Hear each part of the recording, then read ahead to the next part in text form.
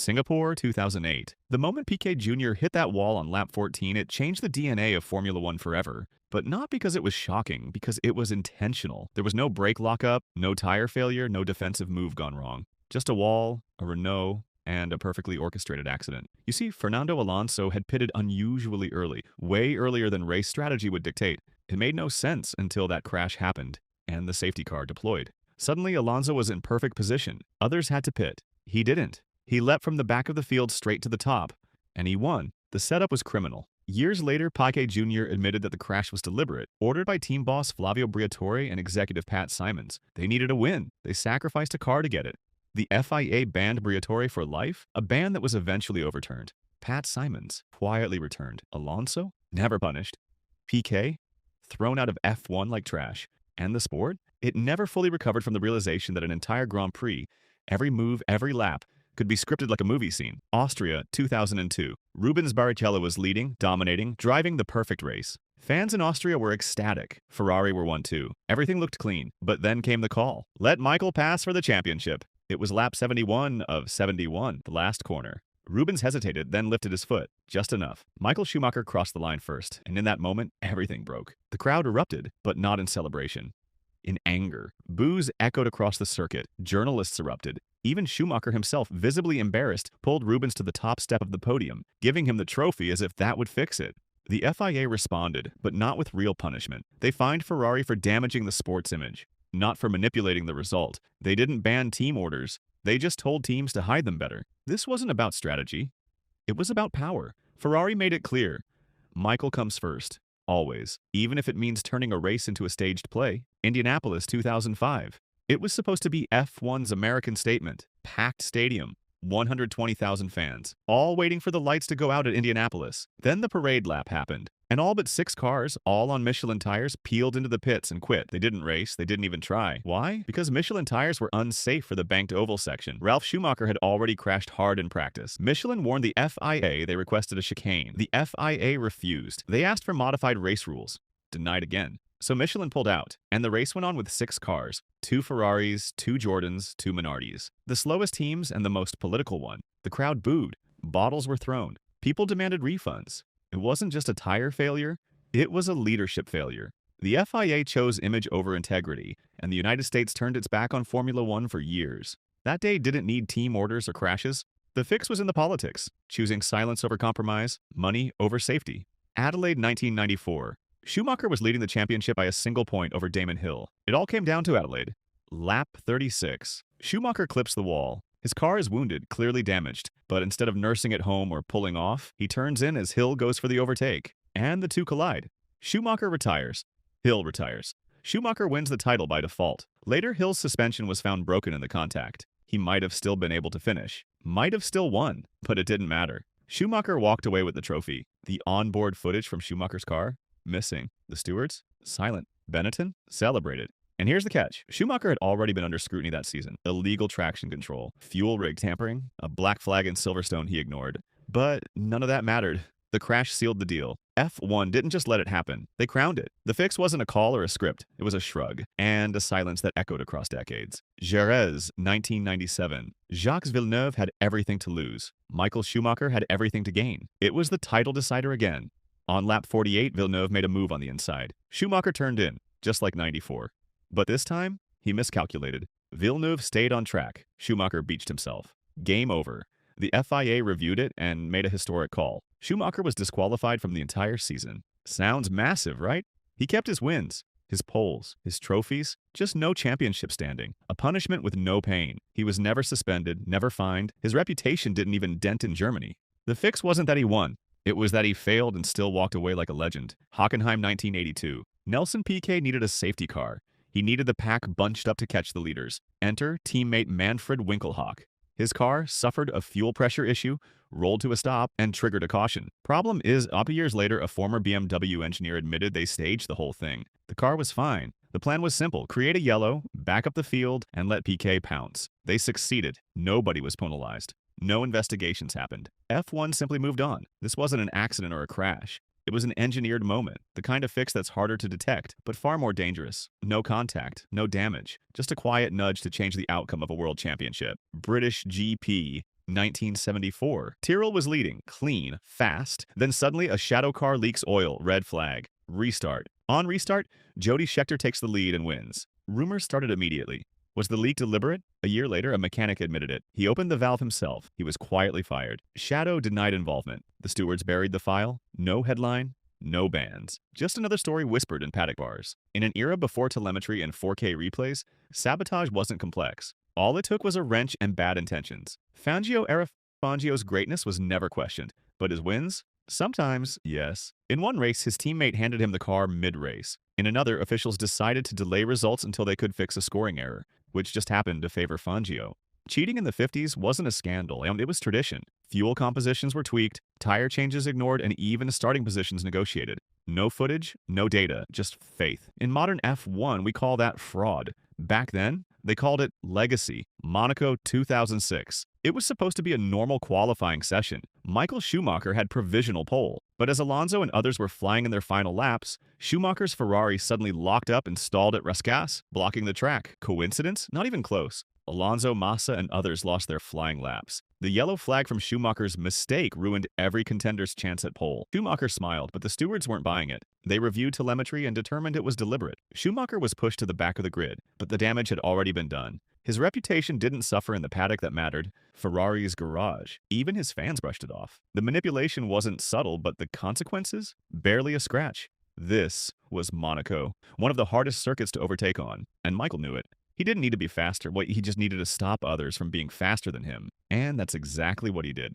Malaysia, 2013, Multi-21. Two digits that came to define betrayal within Red Bull racing. Sebastian Vettel and Mark Webber were 1-2 late in the Malaysian Grand Prix. The team had issued strict orders. Hold position, bring it home. Webber complied. Vettel didn't. Vettel attacked, wheel to wheel. Inches apart at 200 miles per hour, they nearly crashed twice before Vettel took the lead. Christian Horner's radio, "This is silly, Seb." Come on. Vettel didn't care. After the race, Webber confronted him in the cool-down room. On the podium, the tension was nuclear. In the press conference, Webber didn't sugarcoat it. Seb made his own decisions today. It wasn't just about disobedience. It was about hierarchy. Vettel had the clout. Webber didn't. Red Bull said it was unacceptable, but no penalties followed. Why? Because Vettel was their golden boy, their triple world champion. Multi-21 wasn't race fixing in the traditional sense. It was something worse. Race politics bleeding into real-time sabotage with no fear of consequences. Suzuka, 1989. Senna versus Prost. The bitterest rivalry in F1 history. Prost led the championship. Senna needed a win at Suzuka to keep his title hopes alive. On lap 47, Senna made a desperate move into the final chicane. Prost closed the door hard. They collided. Prost stepped out. Race over. But Senna? He got a push from the marshals, restarted, pitted, and rejoined to win the race. Except he was disqualified after the fact for cutting the chicane. The FIA handed the win to Alessandro Nannini. Prost became champion. Senna, furious. He accused FIA President Jean-Marie Balestre of protecting his fellow Frenchman. The following year, Senna returned the favor. This time, he crashed into Prost at turn 1 on lap 1. He took both of them out and took the title. These weren't just accidents. These were acts of vengeance. Race results weren't decided on the track. They were set in offices by men in suits with loyalties deeper than the rulebook. Europe 1997. Deja vu, but darker. Villeneuve and Schumacher were again locked in a title decider, this time at Jerez. Lap 48. Villeneuve lunges. Schumacher turns in. Contact. But unlike 1994, this time Schumacher's car crumples. He's out. Villeneuve survives and cruises to the title. Then came the verdict. Deliberate collision. The FIA strips Schumacher of all 1997 championship points. But no race wins are removed. No financial penalty. No ban. No black mark on his legacy. It was a scandal dressed in leniency. The FIA punished him enough for the press, but not enough to actually matter. He returned the next year with the same swagger, same team, same everything. F1 knew what he did, and they let it slide. Again, because legends bring headlines, and headlines bring cash. Monaco 2010. Final lap, safety car in, the green flag waves. Alonso relaxes, the race should be over, but Michael Schumacher dives down the inside at the final corner and overtakes Alonso before the line. Technically, legal, or so Mercedes claimed. The stewards disagreed. 20-second penalty. Schumacher dropped out of the points. It wasn't just about position, it was a message. Don't exploit gray areas, unless you're clever enough to make it stick. And that's the thing about F1. The rulebook is so thick, so convoluted, that the smartest teams find ways to cheat without actually cheating. Sometimes the scandal is hiding in plain sight, and sometimes it's written between the lines. Spa 1998. Damon Hill was leading a rain-soaked Spa in a Jordan 1-2. Behind him, Ralf Schumacher, younger, faster, was closing in. But the call came. Hold position. Do not overtake. Team orders? Sure. But here's the twist. It wasn't a strategy call. It was a sponsor move. Jordan needed their first win. Hill was the name. Ralph was the kid. Letting Hill win brought better headlines, better stories, better deals. Ralph obeyed, but after the race you could hear it in his voice. He wasn't happy. And neither was the racing world, because it confirmed what most fans feared. Some race results weren't earned. They were curated. Bahrain, 2010. Team orders were technically banned in 2010, but Ferrari never really cared about technicalities. Late in the race, Massa was leading Alonso. Then came the infamous radio. Fernando is faster than you. Can you confirm you understood that message? Massa lifted. Alonso passed. The crowd booed. Commentators went silent. Ferrari feigned innocence. The FIA fined them $100,000, but more importantly, the rule banning team orders was scrapped a year later. Ferrari didn't just break the rule, they killed it, publicly, with a smug grin. And just like that, F1 admitted what fans always knew, that sometimes racing comes second to branding, and team loyalty always trumps driver glory. Abu Dhabi 2021 one lap. That's all it took to shatter the trust of millions. Lewis Hamilton had the title locked. He'd dominated the race, the strategy, and the pace. Max Verstappen was fast, but not fast enough until the crash. Nicholas Latifi into the wall. Safety car out. Everything paused. Red Bull pitted Verstappen. Mercedes didn't. Then came Michael Massi's moment. He didn't follow the rulebook. He followed the cameras. Only some lapped cars were allowed through. Not all. The restart was rushed. One lap, one showdown, fresh tires versus dead ones. Verstappen passed, Hamilton lost, and the world erupted. Even people who didn't watch F1 started asking questions. Sky commentators were speechless. Mercedes filed protests. FIA admitted human error. Massi was quietly let go. But Verstappen kept the title. Hamilton kept the heartbreak. This wasn't a scandal in secret. It was one of the most televised screw-ups in sports history. The fix wasn't in a hidden call and why it was in plain sight. And F1 has been trying to recover from it ever since. Brazil 2007. Lewis Hamilton was on the verge of history, a rookie on the cusp of winning the title in his debut season. But then, chaos. At the start, Hamilton was pushed wide. Then he had gear issues, but the biggest moment came off track, a mysterious timing delay. For several minutes, the championship calculations were frozen, confusion everywhere. Kimi Räikkönen eventually won the race, and the title by 1 point. But to this day, questions linger. Why did McLaren box Hamilton so early? Why was the timing feed delayed for a full lap? Why were certain replays never shown? Nothing was proven. But for many fans, it felt orchestrated, like the sport just wasn't ready to crown a young black rookie from Stevenage as champion that soon. And that silence from the FIA, it said everything. Belgium, 2021. The rain fell, and it didn't stop. For hours, the drivers sat. Fans waited. TV crews improvised. Then, out of nowhere, the cars lined up behind the safety car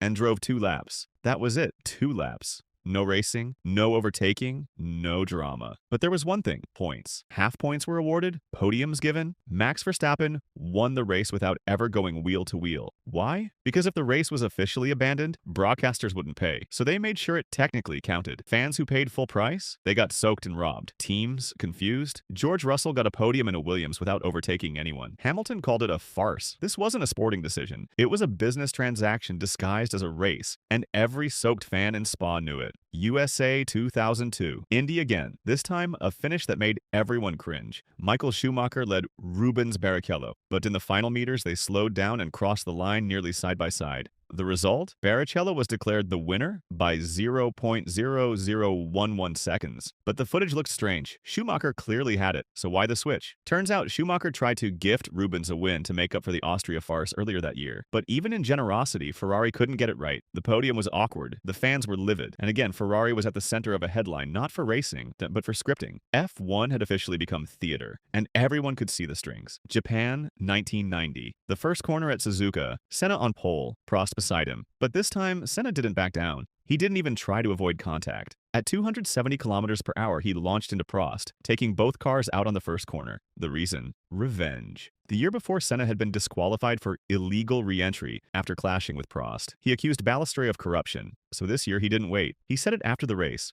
If he gets to the first corner ahead of me, he's not going to stay there. And the FIA? They didn't punish him. They didn't strip the title. They just moved on. That crash wasn't an accident. It was a statement. F1's most iconic driver openly admitted to ending a race and a title on purpose, and nobody stopped him. Imla 1994. Michael Schumacher passed Damon Hill under the safety car. Illegal. The black flag came out. He ignored it twice. Eventually, the flag disappeared. Schumacher continued, and he won. The stewards later admitted they should have disqualified him, but they didn't. Instead, they gave him a suspended ban. Why? Because Schumacher was the new face of the sport. Young, fast, marketable. And F1 wasn't about to derail that momentum over a few flags. This wasn't about one race. It was about control, about what image F1 wanted to sell. And disqualifying Schumacher wasn't part of that script. Germany 2010. Fernando is faster than you. Can you confirm you understood that message? Again, Ferrari. Again, team orders. Again, a slap to sporting integrity. This time, it was at Hockenheim. Massa had the lead, but Alonso, fighting for the title, was behind.